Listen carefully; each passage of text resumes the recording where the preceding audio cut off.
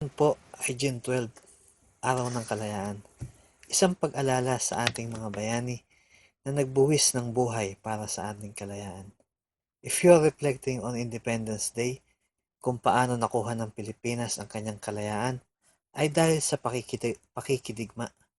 Marami nagbuwis ng buhay, marami nakipaglaban, makamit lang ang minimithing kapayapaan.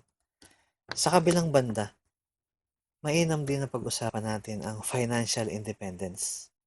Financial independence gonna come at a price. Katulad ng pagkawala ng buhay ng maraming Pilipino, they need to pay the price para matamo ang kapayapaan ng Pilipinas. So you are going to pay a price para sa iyong financial independence. At asahan mo din ang maraming pakikipaglaban. Kailangan mong lumabas at gawin yung mga bagay na karaniwang tinatanggihan ng maraming tao. May kasabihan nga na mas gusto kong mamatay sa sarili kong paa kaysa maging bilanggo ng aking mga tuhod. Nakakalungkot na may mga tao na pagdating sa financial game of life, sila'y bilanggo. Hindi nila magawa yung mga bagay na gusto nilang gawin. Today, make a commitment that you're gonna create your financial independence. At willing ka makipaglaban. Willing ka makipaglaban nang sa gayon, yung susunod na henerasyon sa iyo ay malaya na din dahil pinutol mo na ang kanilang kahirapan.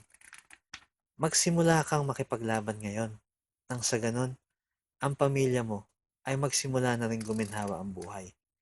Yung lolo natin at mga ninuno ay nagbuwis ng buhay para sa kalayaang tinatamasa ngayon ng ating henerasyon. Kung hindi ka magsisimula makipaglaban ngayon para sa financial independence ng iyong pamilya, mananatili silang nakagapos sa kahirapan. Ang buhay ay pahirap ng pahirap kumpara sa buhay ng ating mga magulang dati. Ang mga mayaman lalong yumayaman. Ang mahirap lalong naghihirap.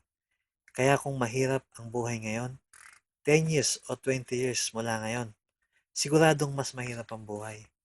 Ngayon, kung gusto mo ng financial independence, go out and fight for it. It's worth it.